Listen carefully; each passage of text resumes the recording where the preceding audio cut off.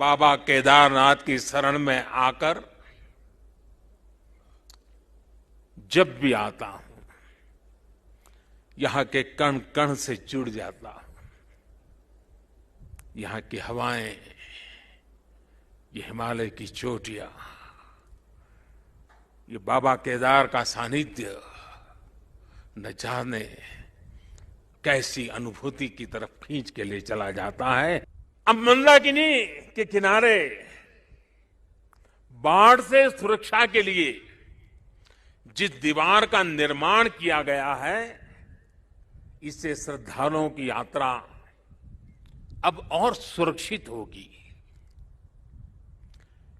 तीर्थ पुरोहितों के लिए नए बने आवासों से उन्हें हर मौसम में सुविधा होगी। भगवान केदारनाथ की सेवा उनके लिए अब कुछ सरल होगी, कुछ आसान होगी। और मैंने तो पहले देखा है, कभी प्राकृतिक आपदा आ जाती थी तो यात्री यहां फंस जाते थे, तो इन पुरोहितों के घरों में ही एक एक कमरे में इतने लोग अपना समय बिताते थे। और मैं देखता था कि हमारे पुरोहित खुद बाहर ठंड में ठिठुरते थे, लेकिन अपने जो यजमान आते थे, जो अपने उनकी चिंता करते थे। मैंने सब देखा हुआ है, उनके भक्ति भाव को मैंने देखा हुआ है। अब उन मुसीबतों से उनको मुक्ति मिलने वाली है। बाबा केदार के दर्शन के साथ ही अभी मैंने आदि शंकराचार्य जी की समाधि स्थान, वहां कुछ पल मैंने बिताए। एक दिव्य अनुभूति का वो पल था। सामने बैठते ही लग रहा था कि आदि शंकर की आंखों से वो तेज पुंज, वो प्रकाश पुंज प्रवाहित हो रहा है, जो भव्य भारत का विश्वास जगा रहा है। शंकराचार्य जी की समाधि एक बार फिर और अधिक दिव्य स्वरूप के साथ हम सबके बीच है। मैं मुख्यमंत्री तो गुजरात का था, लेकिन मैं अपने आप को रोक नहीं पाया था। मैं यहां दौड़ा चला आया था। मैंने अपनी आंखों से उस तबाही को देखा था, उस दर्द को देखा था। जो लोग यहां आते थे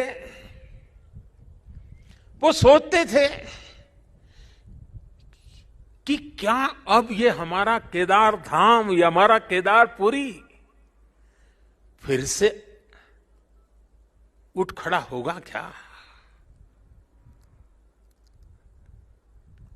लेकिन मेरे भीतर की आवाज कह रही थी, ये पहले से अधिक आन बान शान के साथ खड़ा होगा।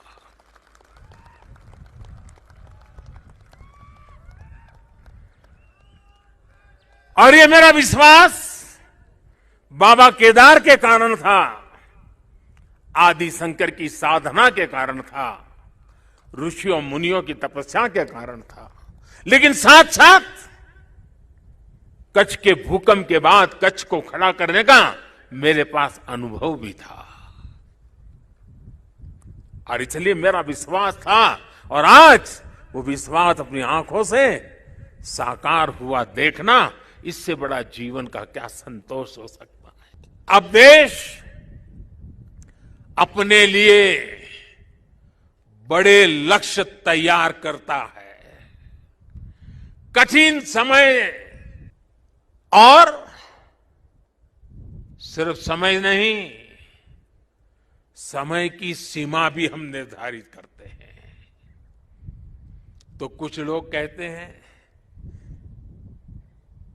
कि इतने कम समय में ये सब कैसे होगा। कभी कभी लोग ये भी कहते हैं, अरे यार होगा भी कि नहीं होगा।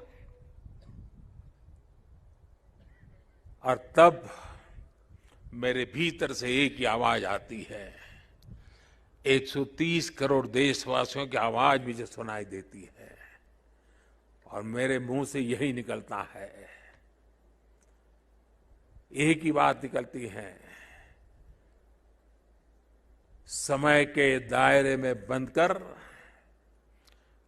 भयभीत होना अब भारत को मंजूर नहीं है।